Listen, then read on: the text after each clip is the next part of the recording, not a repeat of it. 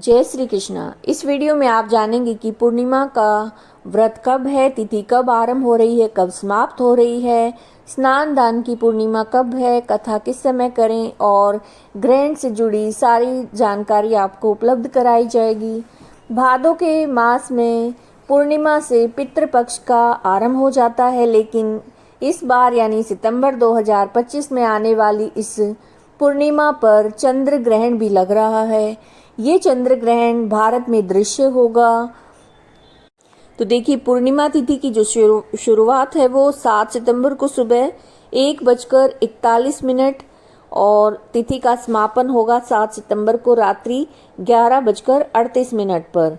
तो 7 सितंबर को हमें सूर्योदयकालीन पूर्णिमा तिथि प्राप्त हो रही है और इस दिन पूरे दिन ही पूर्णिमा है।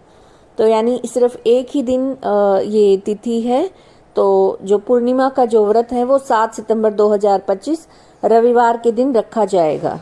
इस दिन सूर्योदय का समय रहेगा सुबह 6:02 और सूर्यास्त का समय रहेगा शाम 6:36 तक।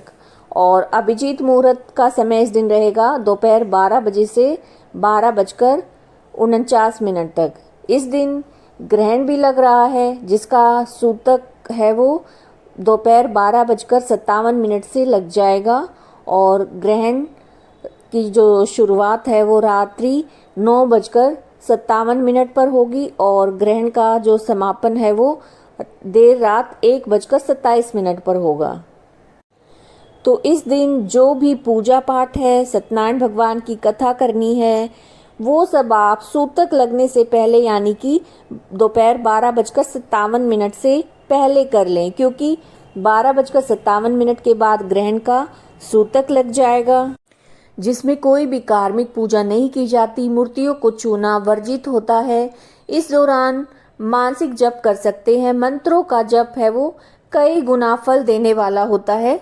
ग्रहण के दौरान जब हम जो समय होता है उसको मंत्र जाप करके, भजन इत्यादि करके या फिर कोई भी पुस्तक का कोई भी जो धार्मिक पुस्तक है उसका पाठ कर सकते हैं, चालीसा पढ़ सकते हैं। और ग्रहण के दौरान भोजन करना भी वर्जित माना जाता है।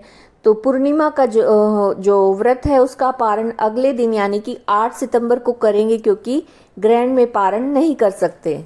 अब भाद्रपद पूर्णिमा से ही पितृपक्ष की शुरुआत हो जाती है।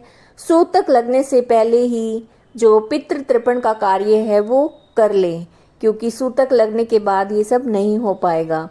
तो इस दिन सुबह जल्दी उठें, स्नान करके स्वच्छ वस्त्र धारण करें, भगवान सूर्यदेव को अर्घ्य दें, व्रत का संकल्प लें और लक्ष्मी नारायण जी की विधि विधान से पूजा करें। शुद्ध घी का दीपक जलाएं, धूप दीप फल फूल नैवेद्य आदि अर्पित करें, सत्यनारायण भगवान की कथा करें।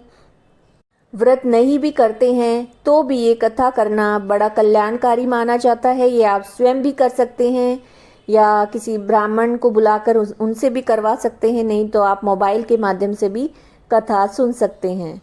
कथा सुनने के बाद आरती अवश्य करें और पूजा करने के बाद मंदिर में सीधा भेजें। सीधा यानी जो खाने पीने की जो कच्ची सामग्री है उसका दान किया जाता है, जिसमें चावल, दाल, आटा, घी, चीनी, सब्जियां, मसाले, कोई भी फल दे सकते हैं।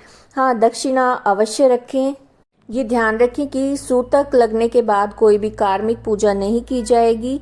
जो भी पूजा पाठ का कार्य है वो सूतक लगने से पहले ही आप कर लें। और जो खाने की जो चीज़ें हैं, जो जल इत्यादि है, उसमें तुलसी पत्र या कुसा अवश्य डाल दें, ताकि ग्रहण का नकारात्मक प्रभाव ना हो। और घर के मंदिर में पर्दे लगा लें सूतक लगने से पहले ही।